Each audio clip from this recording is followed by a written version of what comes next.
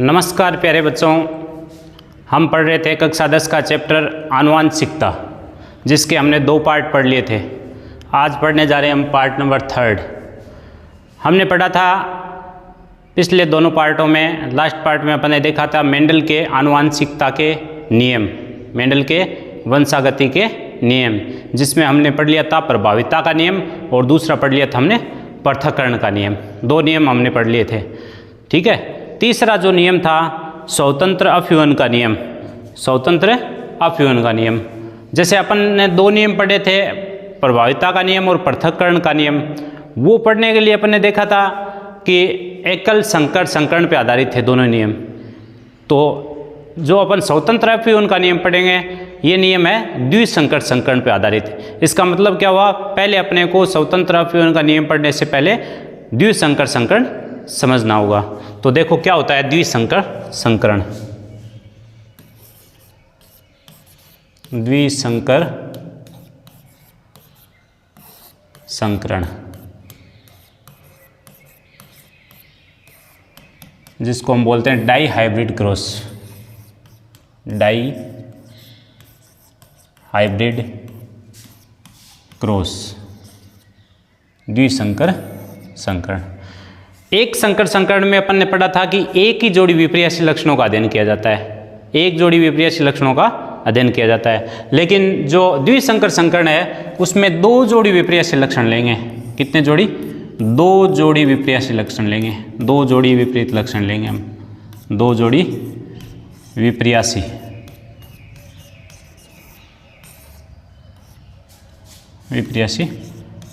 लक्षणों के मध्य क्रॉस कराएंगे।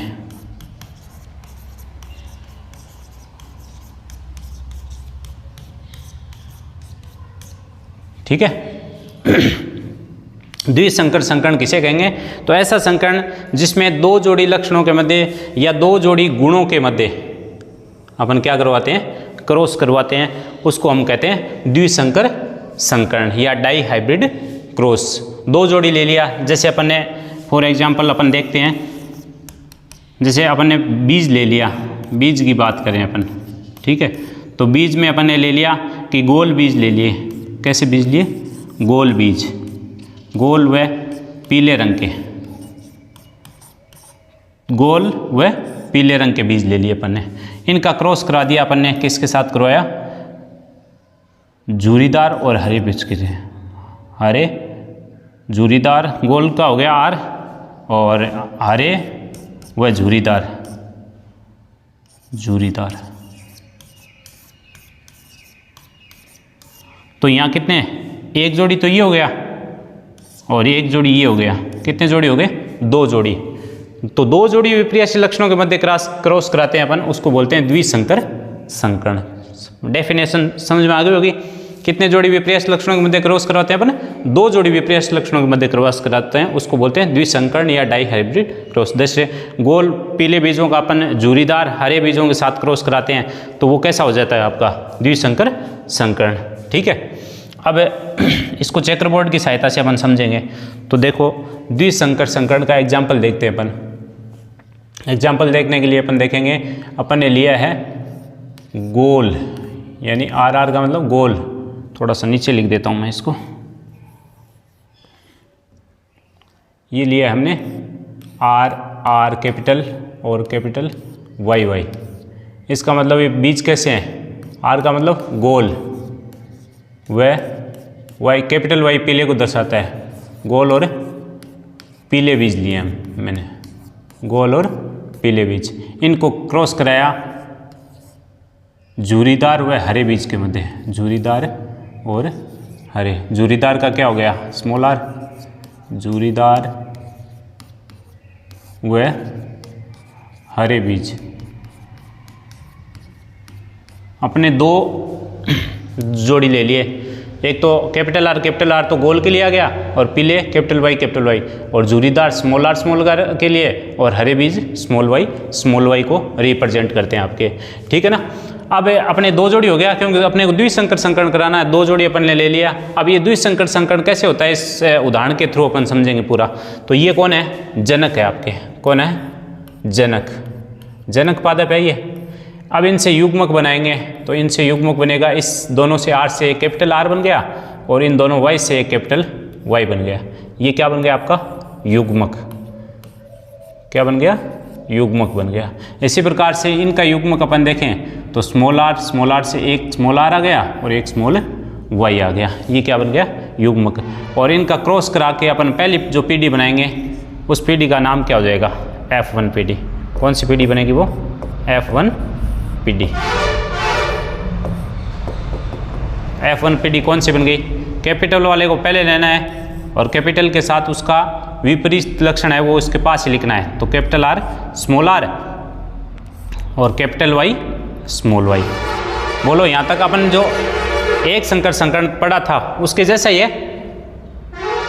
उसमें अपन ने एक युग्मक लिया था, वहाँ कैपिटल T था, अपने यहाँ कैपिटल R में से एक R ले लिया, दो कैपिटल Y में से एक कैपिटल Y ले लिया, स्मॉल r में से एक स्मॉल r ले लिया, स्मॉल y में से एक स्मॉल y ले लिया।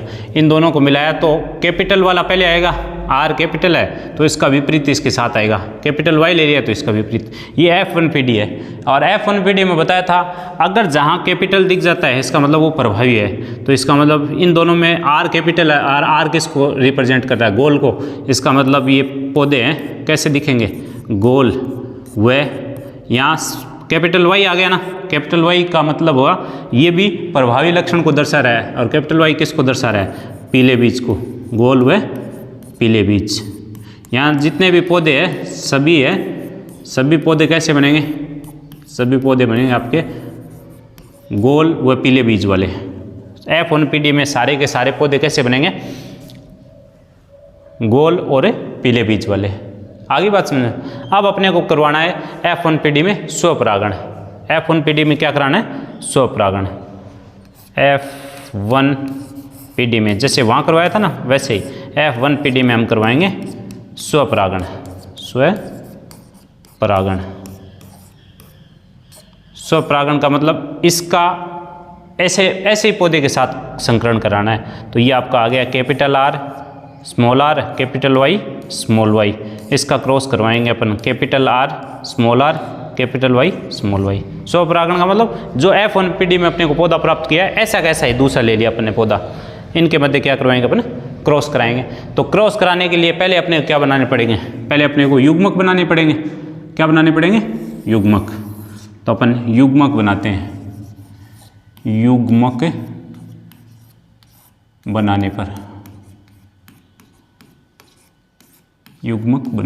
अब युग्मक बनाने का एक मैं तरीका बताता हूँ आपको। इनमें से पहले एक R को ले लो, और इसको मल्टीप्लाई करा दो दोनों Y से, स्मॉल और कैपिटल Y से।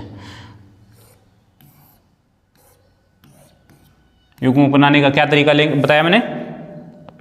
एक अपने कैपिटल R को ले लिया और दोनों Y से अपन गुणा करा देंगे। तो पहले R को कैपिटल Y से गुणा कराएंगे तो कैपिटल R कैपिटल Y, और स्मॉल से करवाएंगे तो कैपिटल R स्मॉल y। ये दो युग्मक बन गए। ठीक है, ऐसे ही दो युग्मक इस R से स्मॉल r से करवा देंगे गुणा। तो स्मॉल r से गुणा कराने पर इन दोनों y को, कैपिटल और स्मॉल को, तो ये गुणा करवाएंगे तो ये आ जाएगा आपका स्मॉल r। क्या आएगा? स्मॉल r कैपिटल Y पहले और फिर स्मॉल r स्मॉल y। समझ में आ गई? यहाँ युग्मक बनाने का तरीका बताया मैंने। युग्मक बनाने के लिए कैपिटल R को पहले इन दोनों Y से गुणा करा दिया तो अपने कैपिटल R कैपिटल Y और कैपिटल R स्मॉल y। फिर स्मॉल r से दोनों को गुणा करा दिया। स्मॉल r को कैपिटल Y स्मॉल y से गुणा दिया। पहले स्मॉल r कैपिटल Y आ गया, फिर स्मॉल r स्मॉल y आ गया। तो ये अपने पास कितने युग्मक बन गए? 1 2 3 और 4। कितने युग्मक बन गए? 4 युग्मक अपने पास बन गए। तो इसका चेकर बोर्ड मैं अगले पेज पे बना रहा हूँ। अब इसको चार्ट की सहायता से समझेंगे अपन। चार्ट की सहायता से समझने के लिए अपन ने देखा था कि यहाँ पे 4 युग्मक बने हैं तो अपने 16 बॉक्स का बनाना पड़ेगा अपने को।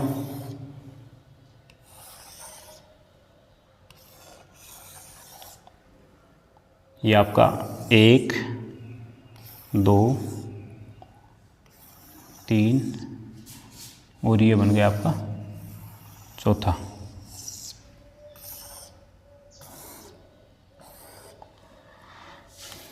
ठीक है, 4 युग्मक है। 4 युग्मक कौन कौन से बनाए थे अपने पिछले वाले पेज में? देखो ये 4 युग्मक बनाए थे, तो ये चारों युग्मक यहाँ लिख देंगे अपन। पहले अपने बनाया था कैपिटल R कैपिटल Y, फिर अपने बनाया था कैपिटल R स्मॉल I, फिर स्मॉल r कैपिटल Y, फिर स्मॉल r स्मॉल y। 4 बने। 4 तो नर के हो जाएंगे, ये 4 तो किसके हो जाएंगे?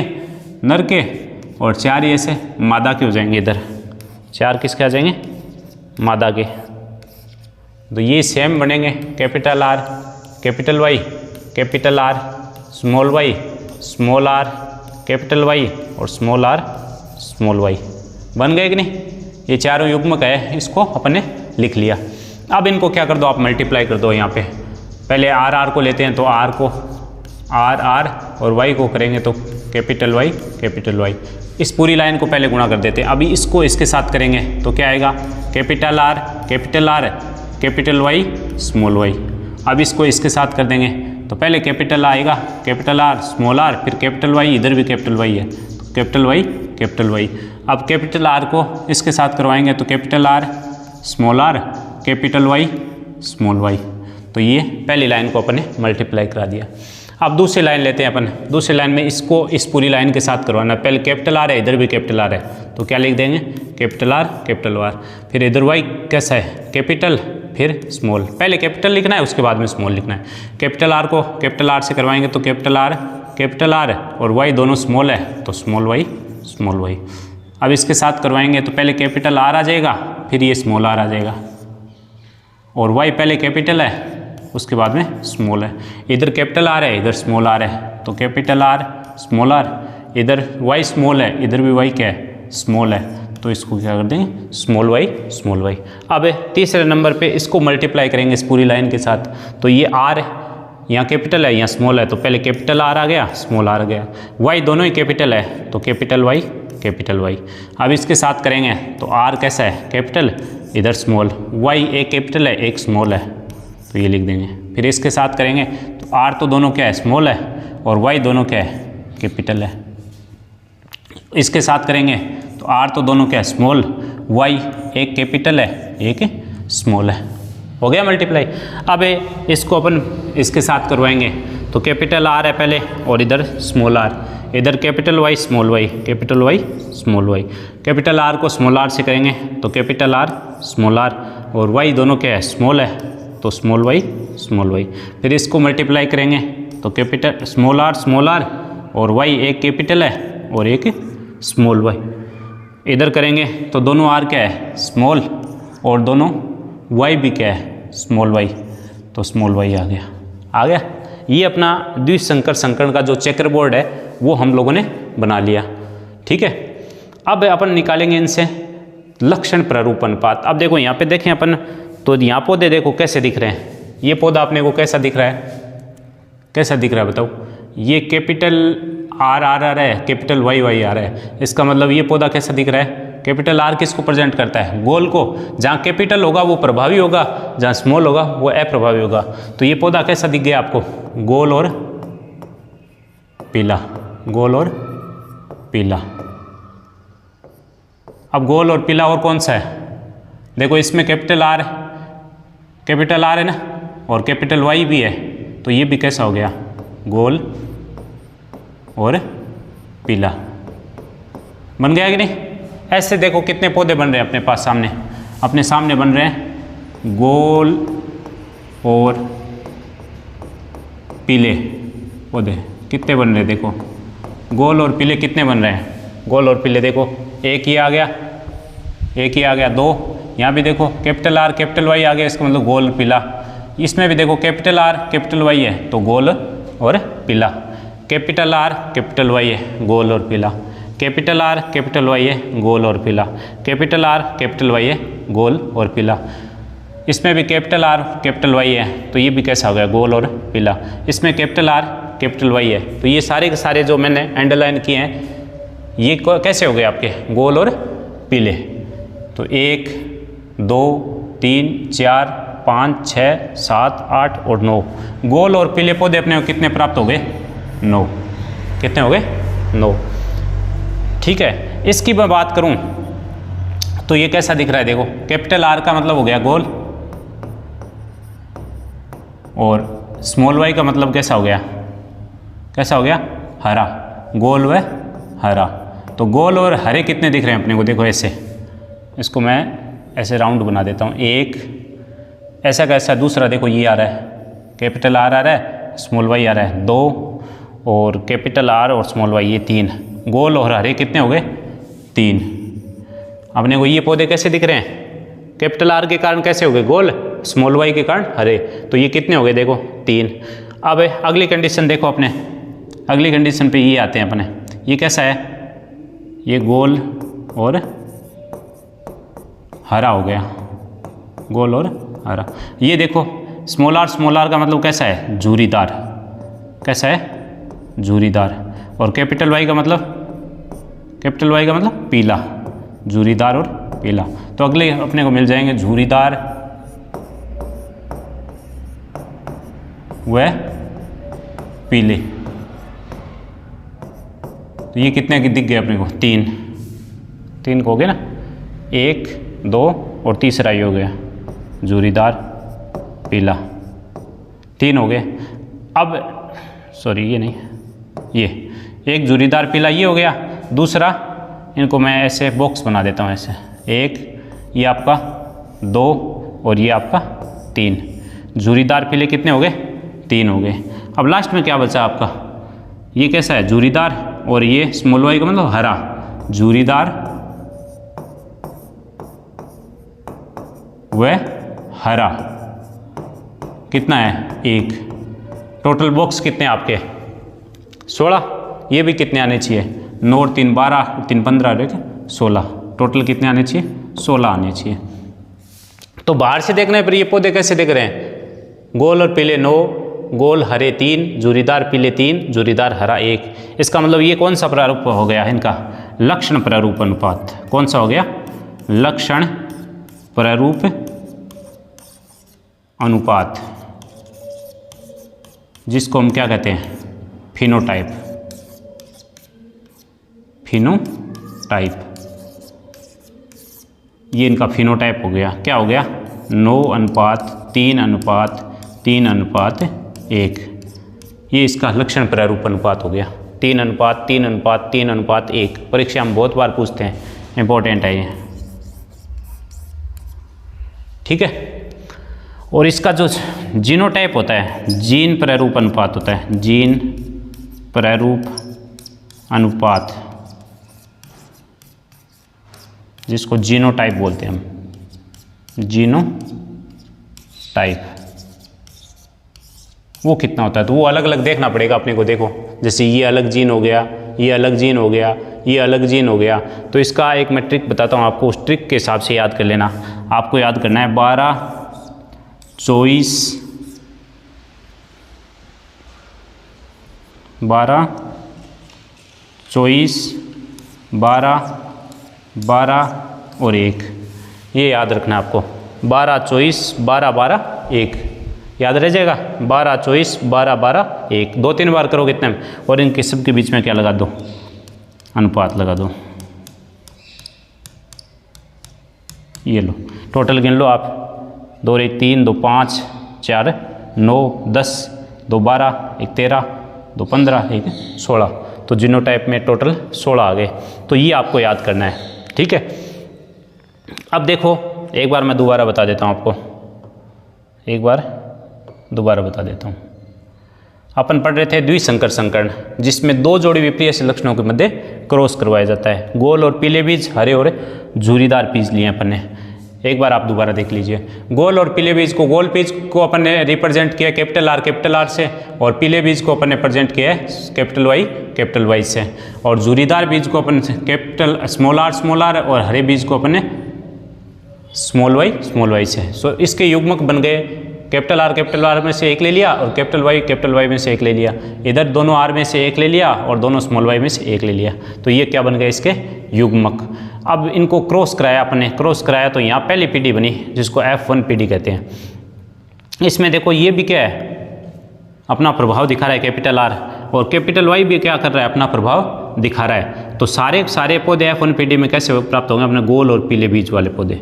अब इसी के साथ करवाते हैं क्रॉस, यानी R1 ये कैपिटल R स्मॉल y का जो गोल और पीले बीज वाले जो पौधे हैं उनका स्वपरागण कराते हैं। ऐसे का ऐसा ही दूसरा पौधा लेते हैं। तो स्वपरागण कराते हैं सबसे पहले अपने को युग्मक बनाना होता है। तो युग्मक बनाने का तरीका मैंने आपको बता दिया कि पहले इस कैपिटल R को दोनों y से मल्टीप्लाई करा दो, फिर स्मॉल r को दोनों y से मल्टीप्लाई करा दो। कैपिटल Y से करवाया तो पहला युग्मक बन गया कैपिटल R कैपिटल Y और कैपिटल R स्मॉल y। इसी प्रकार से स्मॉल r कैपिटल Y और स्मॉल r स्मॉल y। तो कितने युग्मक बन गए अपने? 4 युग्मक बन गए। अब 4 युग्मक बन गए, पहले 2 बने थे तो अपने चेकर बोल्ट 4 का बनाया था, अब 4 बने तो 16 का बनाएंगे अपने। तो अपना चेकर बोल्ट क्या बन गया था? ये अपने इनको युग्मकों को लिख लिया, इधर नर के लिख लिया एक साइड में मादा के, चाहे आप नर के ऊपर मादा के नीचे या मादा के ऊपर नर के नीचे लिख लो, उससे कोई फर्क नहीं पड़ता। अब अपने इनको सबको मल्टीप्लाई करा के देखा कि अपने को 9 पौधे तो प्राप्त हो रहे हैं। कैसे? गोल और पीले बीज वाले, ठीक है, गोल और हरे बीज वाले 3, झुरीदार और पीले बीज वाले 3, झुरीदार और हरे बीज वाले 1। तो टोटल कितने हो गए? 16। तो बाहर से देखने पर ये पौधों का क्या आ गया? लक्षण प्रारूप अनुपात 9:3:3:1, ये आपको याद रखना है। और इसका जीन प्रारूप अनुपात का मैंने ट्रिक बता दिया, 12:24:12:12:1 ऐसे लिख लो, 12:24:12:12:1, 12:24:12:12:1 और बाद में सबके बीच में क्या लगा दो? अनुपात लगा दो, उससे आपका याद हो जाएगा। ठीक है, भूलोगे नहीं कभी भी। अब ये जो बताया था इसके आधार पर ही मेंडल ने स्वतंत्र अपव्यूहन का नियम दिया। मेंडल का कौन सा नियम? तीसरा जो नियम है वो है स्वतंत्र अपव्यूहन का नियम, अपव्यूहन का नियम, स्वतंत्र अपव्यूहन का नियम। मेंडल ने स्वतंत्र अपव्यूहन का नियम दिया। तो पहली बात तो ये क्या है? ये है द्विसंकर संकरण पे आधारित, द्विसंकर संकरण पर आधारित है, डाई हाइब्रिड क्रॉस पर आधारित है। द्विसंकर संकरण पर क्या है? ये आधारित है।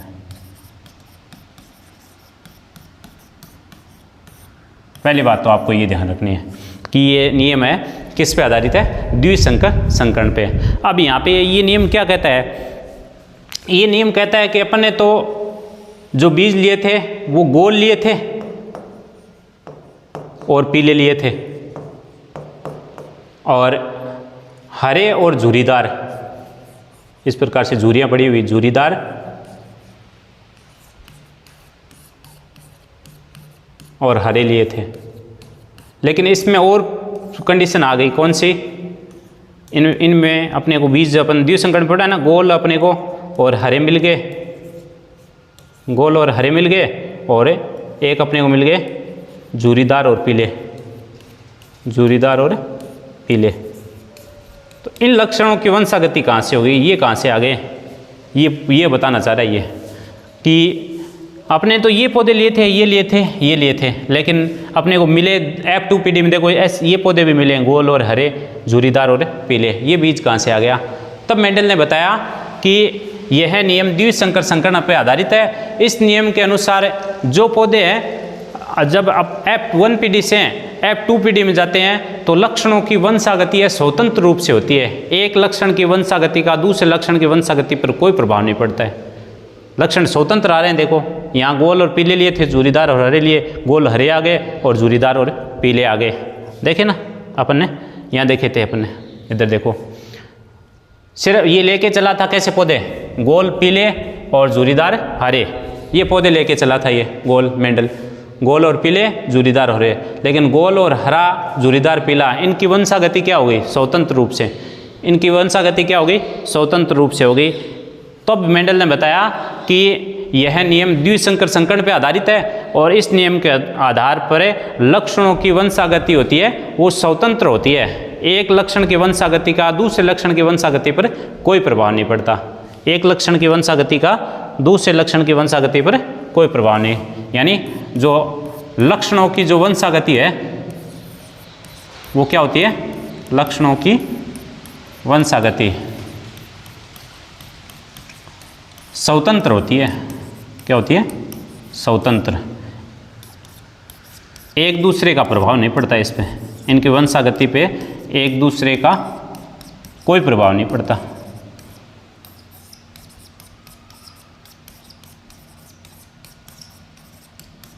नहीं पड़ता। ये नियम कहलाता है आपका स्वतंत्र अपव्यूहन का नियम। समझ गए होंगे कि इस नियम के अनुसार, ये नियम द्विसंकर संकरण पर आधारित है। इस नियम के अनुसार लक्षणों की वंशागति है वो क्या होती है, स्वतंत्र होती है। एक लक्षण की वंशागति का दूसरे लक्षण की वंशागति पर कोई प्रभाव नहीं पड़ता, इसलिए इसको बोलते हैं स्वतंत्र अपव्यूहन का नियम। ठीक है, समझ लिया आपने। तो यहाँ पे देखिए, देख लिया आपने कि ये देखो, ये चेकर बोर्ड की सहायता से पूरा द्विसंकर संकरण आपके समझ में आ गया होगा। अब देखो इसके अपन पीडीएफ देख लेते हैं। द्विसंकर संकरण क्या है आपका, द्विसंकर संकरण। द्विसंकर संकरण में देखिए, इसमें दो जोड़ी विपर्ययशील लक्षणों के मध्य क्रॉस कराया जाता है। कितने जोड़ी विपर्ययशील लक्षणों के मध्य क्रॉस होता है, दो जोड़ी। फिर अपने एग्जाम्पल लेते हैं अपन, गोल और पीले बीज लिए, ये सारा मैं बता चुका हूँ आपको बोर्ड पे, एक बार देख लो आप। गोल और पीले बीज लिए, झुर्रीदार और हरे बीज लिए। गोल और पीले बीज को अपन कैपिटल आर कैपिटल वाई, और झुर्रीदार और हरे को स्मॉल आर स्मॉल वाई, इनके युग्मक बनाए। तो दोनों आर में से एक आर ले लिया, दोनों वाई में से एक वाई ले लिया, और इधर दोनों आर में से एक आर ले लिया और दोनों वाई में से एक वाई ले लिया। इनके मध्य क्रॉस कराया तो अपने को पहली पीडी प्राप्त हुई F1 पीडी, जो capital R small R capital Y small Y. यहाँ सारे के सारे पौधे कैसे प्राप्त हुए अपने को, लंबे गोल और पीले बीज वाले, क्योंकि कैपिटल आर प्रभावी है स्मॉल आर पे, कैपिटल वाई प्रभावी है स्मॉल वाई पे, तो गोल और पीले बीज वाले। अब अपन ने इनके मध्य क्या कराया, स्वपरागण। F1 पीडी में क्या करवा दिया, स्वपरागण, यानी ऐसा का ऐसा दूसरा पौधा लेके उसके साथ क्या करवा दिया, उसको स्वपरागण करा दिया। स्वपरागण करवाने के बाद में अपने को युग्मक बनाने होते हैं, जिसका मैंने तरीका बताया था आपको। कैपिटल आर को पहले दोनों वाई से मल्टीप्लाई कर दो, फिर स्मॉल आर को दोनों वाई से कर दो, तो ये युग्मक बन गए अपने। देखो कैपिटल आर को दोनों वाई से किया तो capital R capital Y, small R small Y. इसी प्रकार से स्मॉल आर को दोनों वाई से किया, यहाँ कैपिटल आर कैपिटल वाई और कैपिटल आर स्मॉल वाई। इधर स्मॉल आर को किया अपने कैपिटल वाई से, तो पहला युग्मक बन गया स्मॉल आर कैपिटल वाई और स्मॉल आर स्मॉल वाई, ये बन गया आपका युग्मक। अब 4 युग्मक बन गए तो अपने को 16 बॉक्स का एक सारणी बनानी होगी, तो 16 बॉक्स की अपने सारणी मैंने बोर्ड पे आपको अभी समझाइए।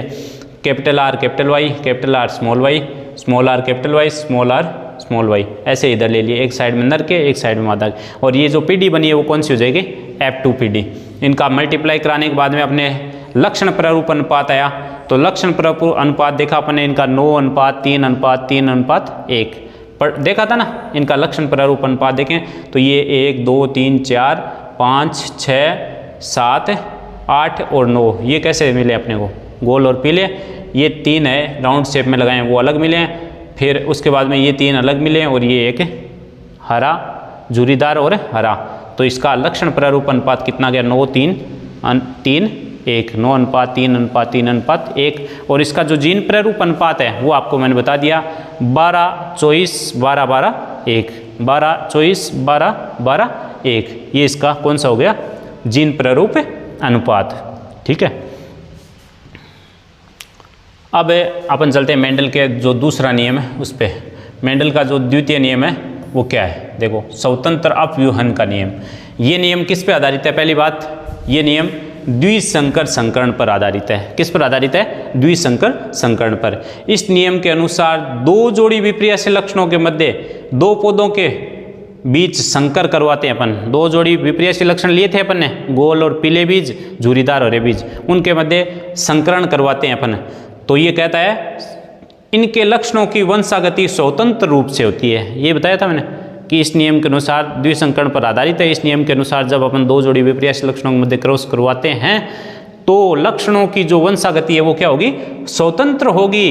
अर्थात एक दूसरे की वंशागति पर कोई प्रभाव नहीं पड़ेगा। एक लक्षण की वंशागति का दूसरे लक्षण की वंशागति पर कोई प्रभाव नहीं पड़ेगा। अर्थात एक लक्षण की वंशागति का दूसरे लक्षण की वंशागति पर कोई प्रभाव नहीं पड़ता है, स्वतंत्र। आ गए ना, देखे अपन ने कैसे आ गए, झुर्रीदार पीले आ गए, गोल और हरे आ गए, लिए नहीं थे वो। तो इसे स्वतंत्र अफ्यून का नियम कहते हैं। तो 3 नियम पढ़ लिए थे अपन ने मेंडल का। पहला प्रभाविता का नियम, दूसरा पृथक्करण का नियम और तीसरा स्वतंत्र अफ्यून का नियम। प्रभाविता का नियम क्या कहता है कि F1PD में जो पौधे अपना प्रभाव दिखाते हैं वो प्रभावी, जो अपना प्रभाव नहीं दिखाते वो अप्रभावी।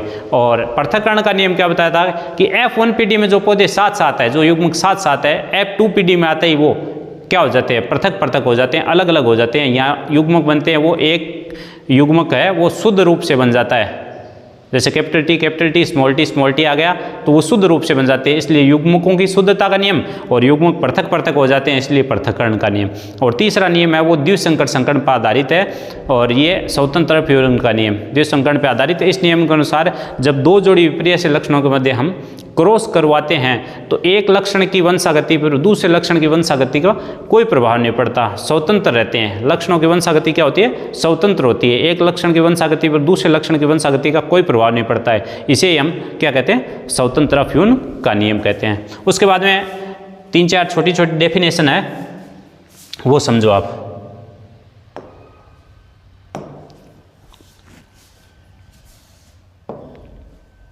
जीन, एक तो होता है आपका जीन, ये आनुवांशिक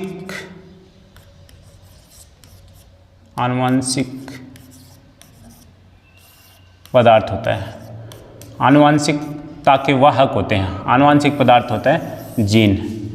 ठीक है, देखो डीएनए हम देखते हैं, डीऑक्सी राइबोज न्यूक्लिक अम्ल, डीएनए डीऑक्सी राइबोज न्यूक्लिक अम्ल, डीऑक्सी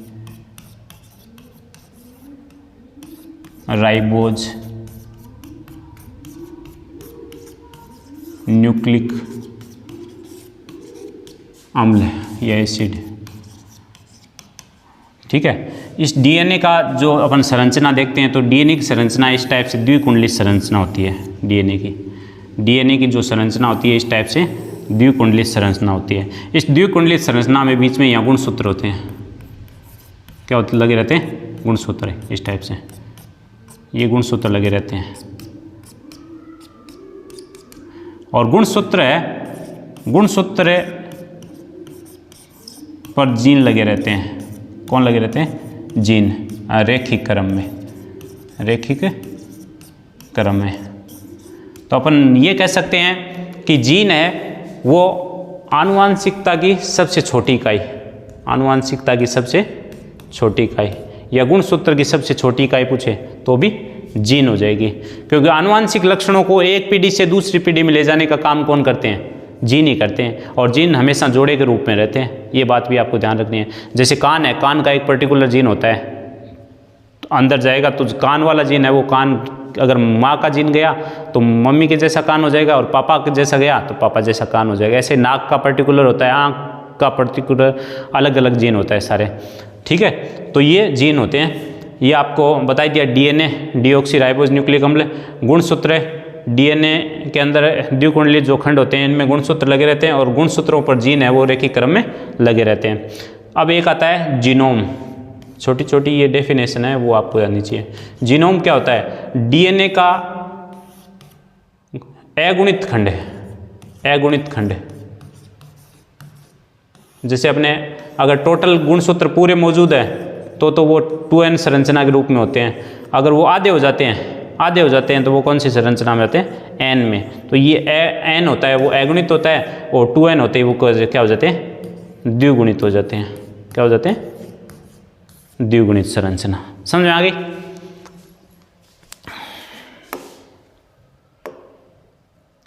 ये 1-2 डेफिनेशन है, उसके बाद में चलते हैं अपन आगे। देखो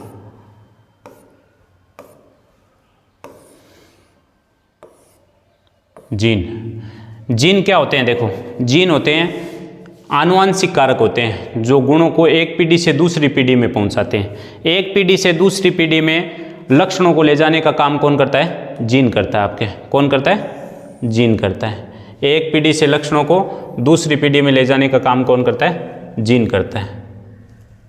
ठीक है, एक पीढ़ी से दूसरी पीढ़ी में आनुवांशिक लक्षणों को ले जाने का काम कौन करता है, जीन करता है। यानी अपन यूँ कहें कि आनुवांशिक लक्षणों के वाहक कौन होते हैं, जीन होते हैं। आपसे 1 नंबर का क्वेश्चन पूछ सकता है यहाँ पे कि आनुवांशिक लक्षणों के वाहक कौन होते हैं, जीन। आनुवांशिकता की सबसे छोटी इकाई क्या होती है, तो जीन। इस टाइप से। जीन डीएनए में पाए जाते हैं, डीएनए में कहाँ, गुणसूत्रों पर। कहाँ पाए जाते हैं, कहाँ, गुणसूत्रों पर। जीन गुणसूत्रों पर रैखिक क्रम में लगे होते हैं। डीएनए में पाए जाते हैं, डीएनए में कौन होते हैं, गुणसूत्रों, गुणसूत्रों पर कौन होते हैं, जीन, जो रैखिक क्रम में लगे रहते हैं। जीनोम की परिभाषा दे दी आपको कि डीएनए के अगुणित खंड को, जो डीएनए है उसका 2n के रूप में होता है तो वो द्विगुणित होता है और उसके आधे गुणसूत्र हो जाते हैं। जैसे ही गुणसूत्र आधे हुए वो जीनोम कहलाएगा। तो डीएनए के अगुणित खंड को हम क्या कहेंगे, जीनोम। डीएनए का अगुणित खंड क्या कहलाएगा,